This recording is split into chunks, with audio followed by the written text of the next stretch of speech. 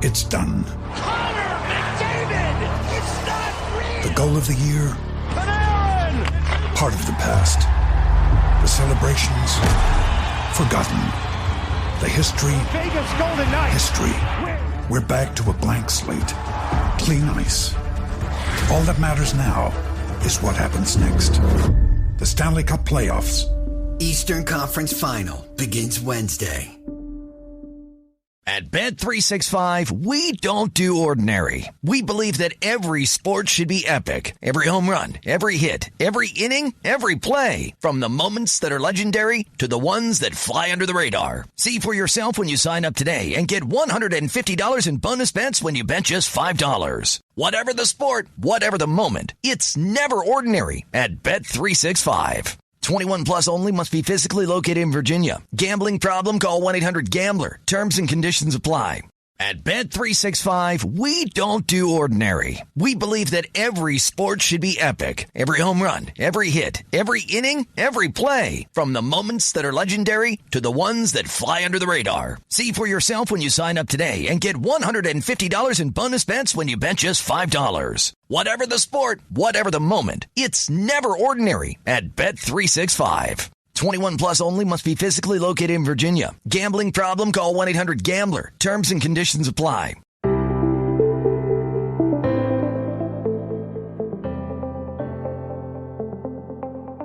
Like I said, I keep telling them there's no bigger platform to advertise themselves. And I'm hoping, 2 or 3 guys can get T20 gigs after this World Cup because, it could change the whole, the whole setup back home. The whole landscape of cricket in Uganda. Hello and welcome along to the Paddock and The Pavilion for the first of our 3 men's T20 World Cup shows.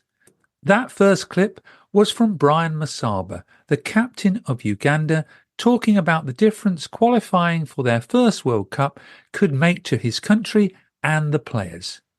The experienced Ugandan all-rounder joins us to chat about their successful qualifying campaign in Namibia, how cricket is growing in his country, along with the team's hopes for the World Cup. The Men's T20 World Cup is being held in the Caribbean and the USA, with the first match getting underway on Saturday the 1st of June, US time. But it's time to hear Brian's passion for cricket and what qualifying means to Uganda. On today's show, I'm delighted to be joined by the Ugandan captain, Brian Masaba. Hello, Brian. Hi, Stephen.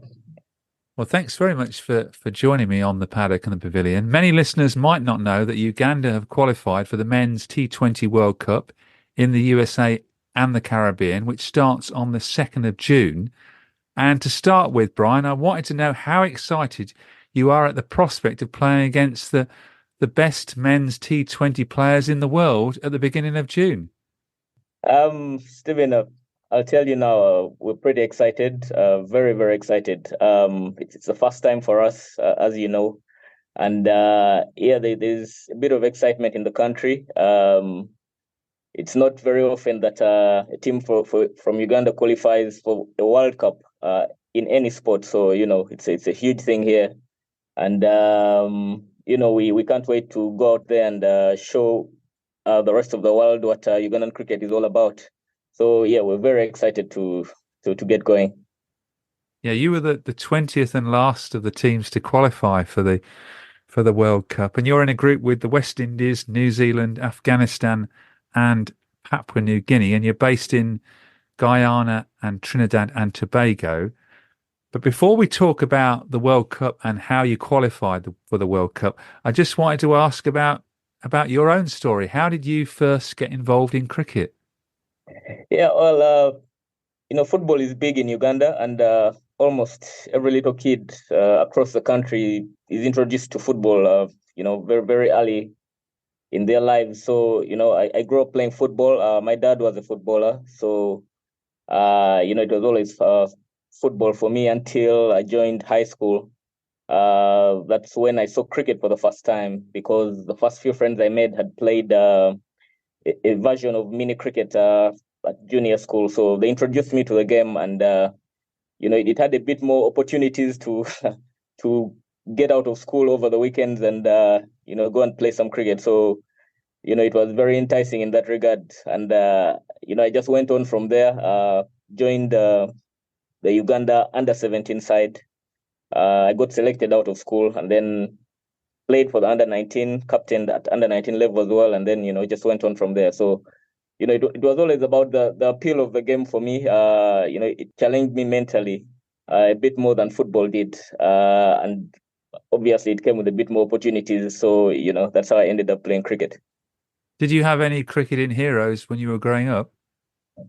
Yeah, absolutely. I'm a big fan of Jacques Callis. The things he did as an all-rounder. I grew up playing as an all-rounder as well, so he was a big role model for me.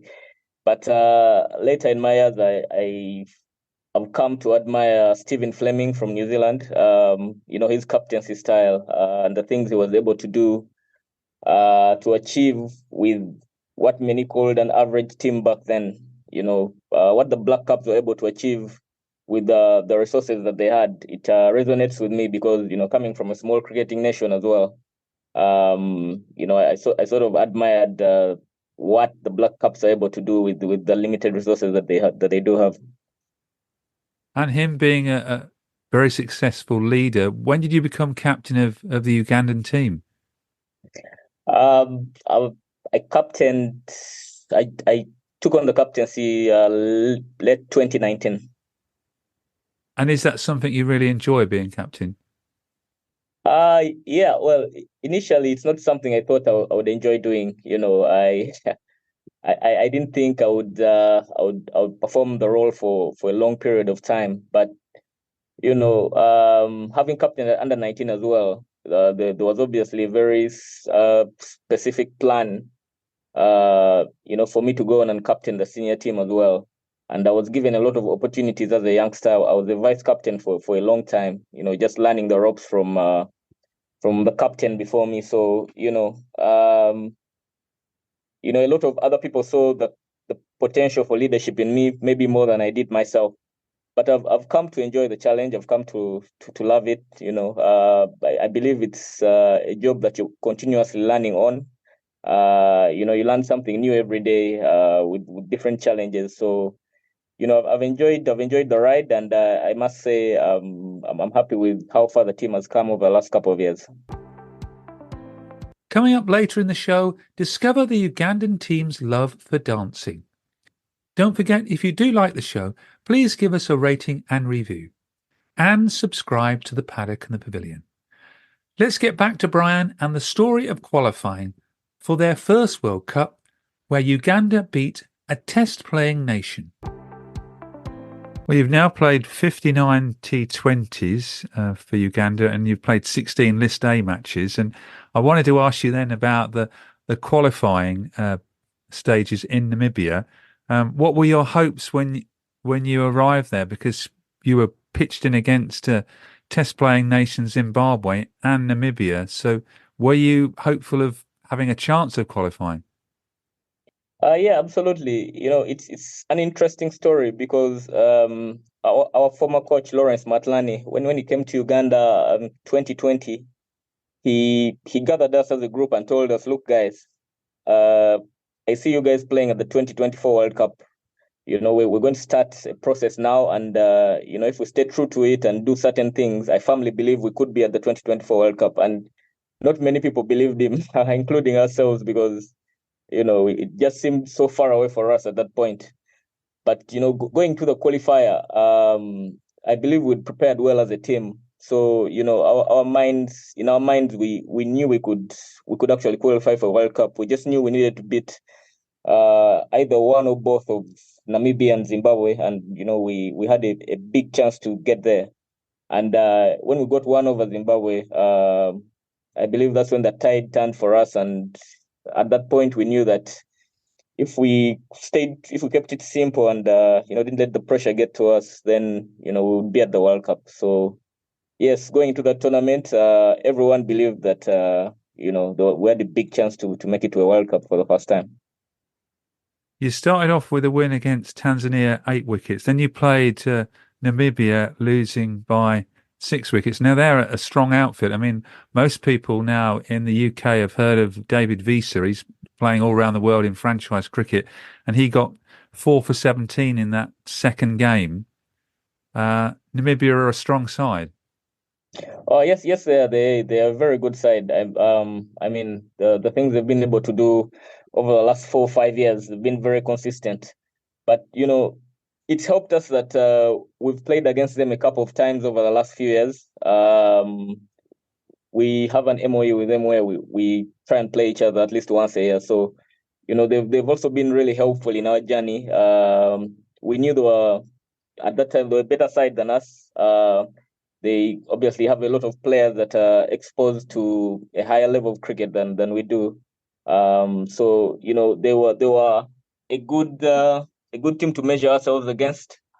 So we tried to play as many games as we could get against them, and in that particular game when we lost to them at the qualifier, we felt we'd let ourselves down because we didn't bat as well as we wanted to, and when we came out to field, we put down 5 or 6 chances early on that could have changed the game in our favor. So after we lost that game, we took a moment to reflect and just see where we could do things better. And I think that's what inspired us in our next game against Zimbabwe.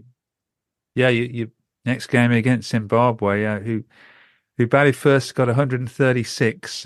You got 2 catches and a run out in that particular game, so you must have fielded well. And then you got 138 for 5, winning with 5 balls to spare. That must have been a special moment to beat a Test playing nation.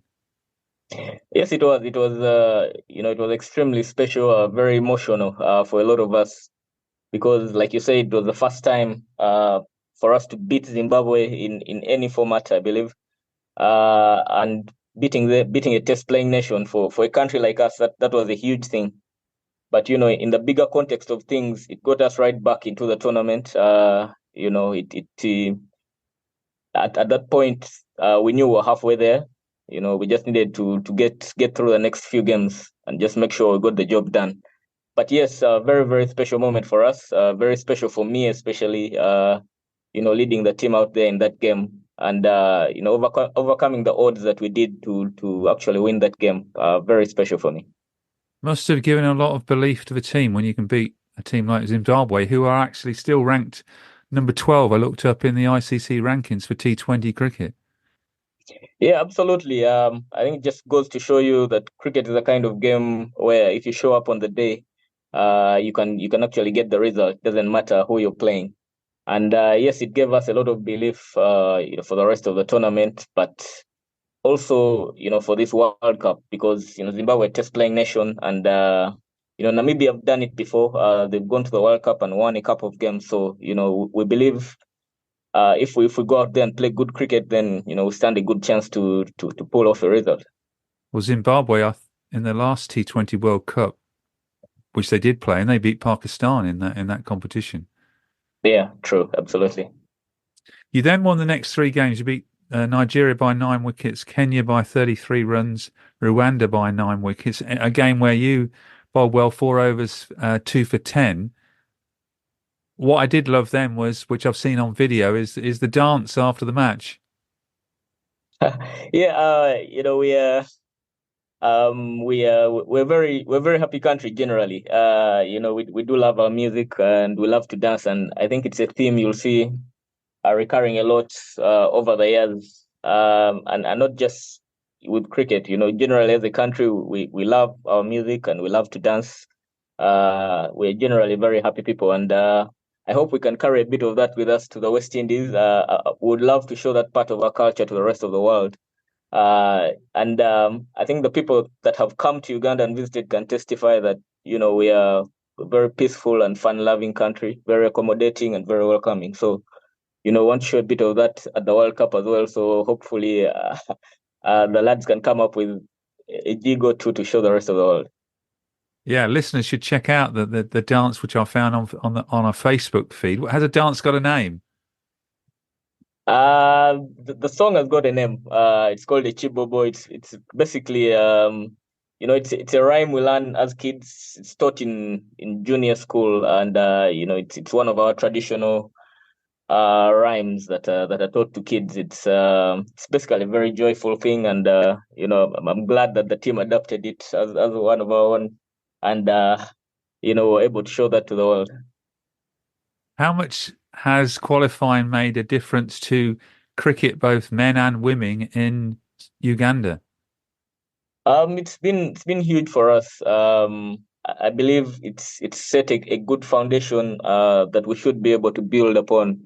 Um, the government is showing some interest in coming in and helping out in terms of facilities, because that's an area that we've struggled in the past. And personally, I believe that framework is essential for the development of the game in the country.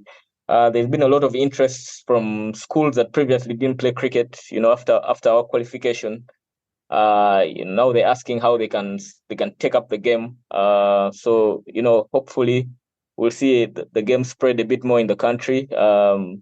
It wasn't that big in the country before. Obviously, there was football and basketball and rugby. Those are very popular here. But with this World Cup, if we go on and do well there, who knows? Maybe the game can continue to grow and become more popular in the country. So are players part-time that play for Uganda? Yeah. A lot of our players were part-time players. We had a semi-professional setup. We had guys that were working and playing. We have guys that are studying and playing as well. So until 3 years ago, when we were put on full-time contracts, before that it was very, very amateur setup.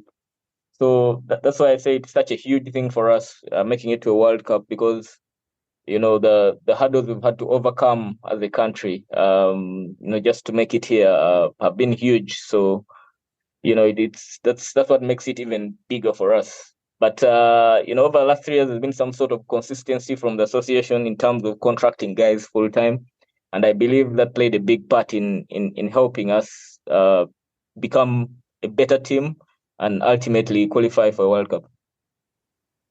And since the World Cup, you've had the African Games, and you've also been to Sri Lanka. Yeah, it's been quite busy since we qualified. Obviously, trying to prepare ourselves for the World Cup. We know it's a huge step up for us, so we've been trying to get as much quality games as we could to make sure that when we get to the World Cup, we can compete with the best in the world. So it's been a lot of movement. We were in India, then we went to Sri Lanka. We'll probably go back to Sri Lanka just before we go to the World Cup. So it's been a lot of cricket over the last 4 or 5 months, just trying to prepare ourselves for the World Cup. At Bet365, we don't do ordinary. We believe that every sport should be epic. Every home run, every hit, every inning, every play. From the moments that are legendary to the ones that fly under the radar. See for yourself when you sign up today and get $150 in bonus bets when you bet just $5. Whatever the sport, whatever the moment, it's never ordinary at Bet365. 21 plus only, must be physically located in Virginia. Gambling problem? Call 1-800-GAMBLER. Terms and conditions apply. At Bet365, we don't do ordinary. We believe that every sport should be epic. Every home run, every hit, every inning, every play. From the moments that are legendary to the ones that fly under the radar. See for yourself when you sign up today and get $150 in bonus bets when you bet just $5. Whatever the sport, whatever the moment, it's never ordinary at Bet365. 21 plus only, must be physically located in Virginia. Gambling problem? Call 1-800-GAMBLER. Terms and conditions apply. At Bet365, we don't do ordinary. We believe that every sport should be epic. Every home run, every hit, every inning, every play. From the moments that are legendary to the ones that fly under the radar. Whether it's a walk-off grand slam or a base hit to center field. Whatever the sport, whatever the moment, it's never ordinary at Bet365. 21 plus only, must be physically located in Virginia. Gambling problem? Call 1-800-GAMBLER. So moving on to the 2024 Men's T20 World Cup. Your first game on the 4th of June against Afghanistan. I bet you can't wait to get started now. Yeah, it's the excitement is here. I mean, we've waited a long time for this, so we can't wait to get there. We know Afghanistan is a quality team. I mean, we see how well they're playing on the world stage, but they're also a big inspiration for us because we've followed them for a long time. We played against Afghanistan in 2009 when they started their journey. So it's they're a team that are close to our hearts as well. Just the things they've been able to achieve and the consistency they've been able to achieve over the last 2 or 3 years. It's been nice to watch, and it's a big inspiration for us as a team. That if we stick to the course, we can get there as well. So excited to get going against them at the World Cup. Without looking up, I would imagine that Mohamed Nabi might have even played in that game back in 2009. Yes, he did. He absolutely did. He seems to have been playing for them forever. Yeah. And He's, you're going to get a chance to play against Rashid Khan. You're going to be playing against Kane Williamson, Andre Russell, Nicholas Pooran. What does that feel like? Man, it's a great feeling. I mean, these are guys we've watched on TV, we've idolized them. They're the best players in the world, and they do some incredible things on the cricket field. So, lining up against them at a World Cup, it's going to be amazing. It's going to be amazing, and we are looking forward to the challenge. I can't wait to get going against them. Like I said, it's not every day that you get to play against the best in the world. And I keep telling the guys it's a huge opportunity for them to show the rest of the world what they can do. It's a huge platform for them to market themselves as well with all the T20 leagues that are happening in the world. So, you don't get a bigger audience than that. So, a lot of the guys are excited to go out there and just show what they can do. Have you got a mixture of youth and experience in your team and squad? Yeah, we've got a very good balance of that. We've got guys like Frank Nsubuga who's played for the longest time. Made his debut in 1996, and he's still here. Just as consistent as he's always been. So it's amazing to have a guy like that. All of us look up to him, and it's been very special just to play alongside him for all these years. But we've got several youngsters as well. We've got 5 or 6 guys below the age of 25. So it's a very balanced team in terms of age, but also in terms of ability. So it's exciting times for us. Don't switch off at the close of my chat with Brian, because we have another passionate guest from Uganda, Denis Musali, the Communications and Marketing Manager of the Ugandan Cricket Association. Denis gave me a further insight into the Ugandan team and their hopes and dreams ahead of the 9th Men's T20 World Cup. Before that, let's finish up with the skipper of Uganda, Brian Masaba. What are your hopes match-wise? Because I'm looking up at the rankings, you're in the same group as Papua New Guinea, and they're only I think they're ranked 20 and you're ranked 22, so chance of a victory there. Yeah, we're looking to go out there and try and win as many games as we can. That's why we play this game. You want to go into every game believing you can win it. So yes, PNG are the closest to us in the rankings. So obviously we'll be targeting that. But we believe even against the bigger teams, we believe that if you show up on the day again and play good cricket, you give yourself a chance to actually win, and that's what we'll be trying to do out there. But more importantly for us as a team, it's important for us to represent our country, to present our country in a good light.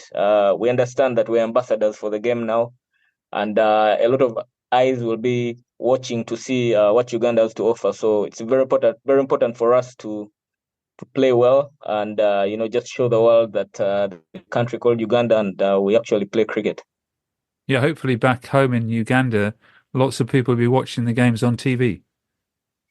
Oh yeah, the timings are a bit tough for a lot of people because the games will be at 2:30 or 3:30 a.m. in the morning.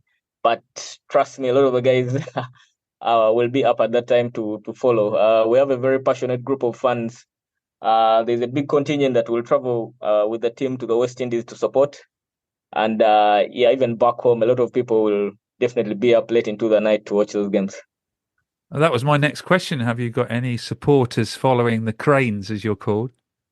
Oh yeah, absolutely. Like I said, we're very passionate supporters. They do love their cricket. They love the cricket Cranes, and for them, the best gift we could have given them was qualifying for a World Cup, because now they can travel to a World Cup and watch their country play, on the world stage.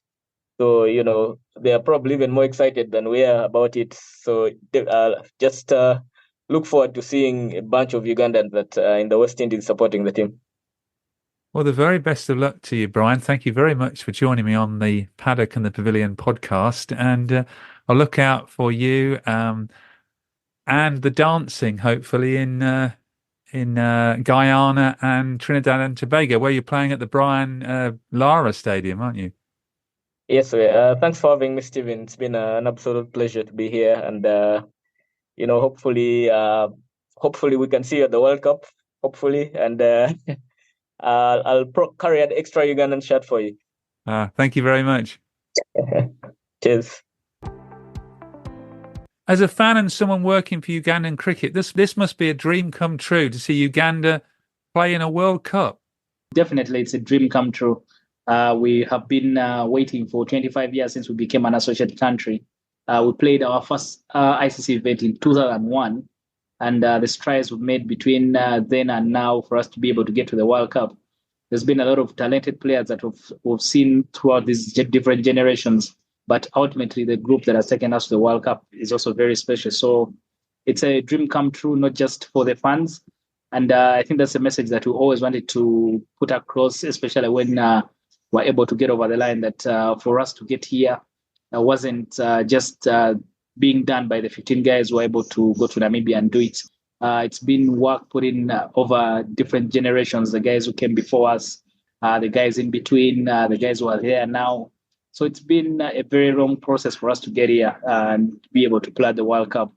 We're very, very excited, and we hope that it's not a one-off. We want to make our pick a leaf from what Namibia have done.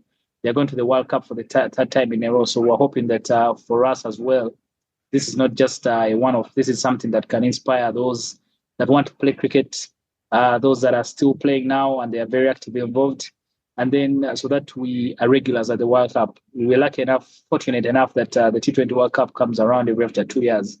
So if we're consistent enough, we keep doing the right things, then we'll become one of the teams that regularly qualifies out of the African region.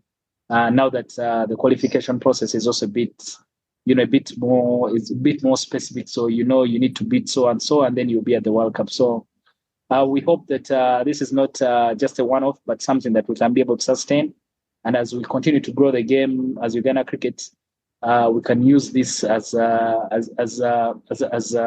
something that we use to inspire young ones. When you go to schools, when you're trying to introduce the game, the young ones have they're spoiled in terms of choice. There's football, there's rugby, there's hockey, there's basketball. So, but if you can be able to sell to them that with cricket there's a World Cup dream, and they are able to pick up your sport, then that's what we need to do to make sure that we're always in the World Cup and the opportunities to be able to follow at the global stage. So, in so many words, we are very, very excited.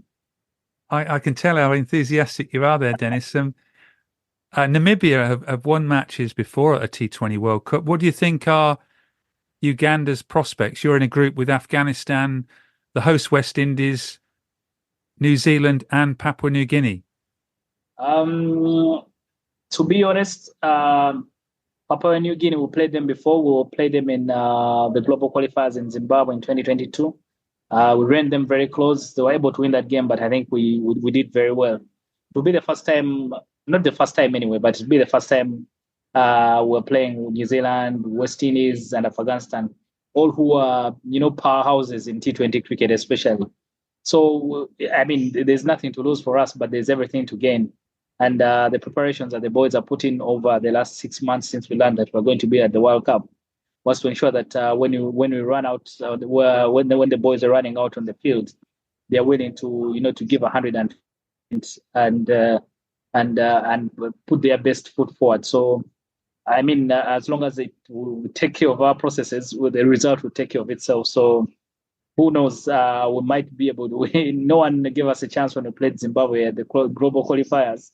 So you just never know that one of the big boys will go down when they are playing against us. But to also put it in perspective, when Namibia played at the World Cup, the first time they played, we saw how they struggled a little bit, especially in the game against Sri Lanka, where there was too much high pace for them and things like that. So the experience won't be different from us because we come from the same sort of situation where Namibia is coming from. But like I mentioned, if you can consistently be at this stage, then you can start thinking about the results as well. When you compete against the West Indies, when you compete against New Zealand, you also rated. You're not being talked about as an underdog. So the performances can only get better the more we play at this level. As simple as that. Which players should we be looking out for on our television screens playing for Uganda? We have, when you say which, you're limiting my choices. I would have mentioned all the 15 guys because they're amazing. But I think to pick out a couple of guys, we have 2 young quick bowlers. They were out for most of last year because of injury, but they're now back and fully fit. And I think pace bowling has been a tradition for us from when we started playing the game. Some of the greatest players in our country are all pace bowlers. So these young boys are, stepping in the same shoes and making sure that maybe we carry on that tradition as a country that produces some very good fast bowlers. Juma Miyaga and Cosmas Cheuta, I think they will have a very outstanding World Cup if they are to play to their abilities. They're very, very young, but they have some wheels on them. So they could be, those are some of the boys that you will look out for. Riyazat Ali Shah for the last 3 years has been one of our best T20 players, batting all-rounder. So he should be one if we're looking for someone who can, spring a surprise for us or get us a good result.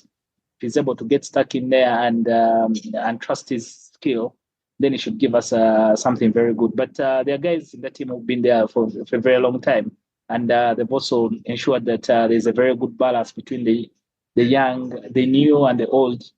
Frank Nsubuga has been doing this since 1996, 43 years of age, but doesn't look like he's slowing down. The captain, Brian Masaba, one of the longest-serving players on the team. Roger Mkasa, one of the few people who've been able to play an Under-19 World Cup and also now a T20 World Cup. He was part of the Under-19 team that played in 2006 in Sri Lanka. Now he's going to play a Senior World Cup with the main team. So Simon Sesazi has been wonderful at the top of the order for the last 3 years since 2021. A left-handed batter, very, very good on the eye. So if he gets a good start, it will also be very, very exciting to watch. Alpesh Ramjani was named among the T20 team of the year last year, alongside Sky and all the other names. So he's also very, very good left-hand batter and left-arm spinner. So we have a lot of quality in the team. Like I said, it is an injustice for me to just name a couple of them.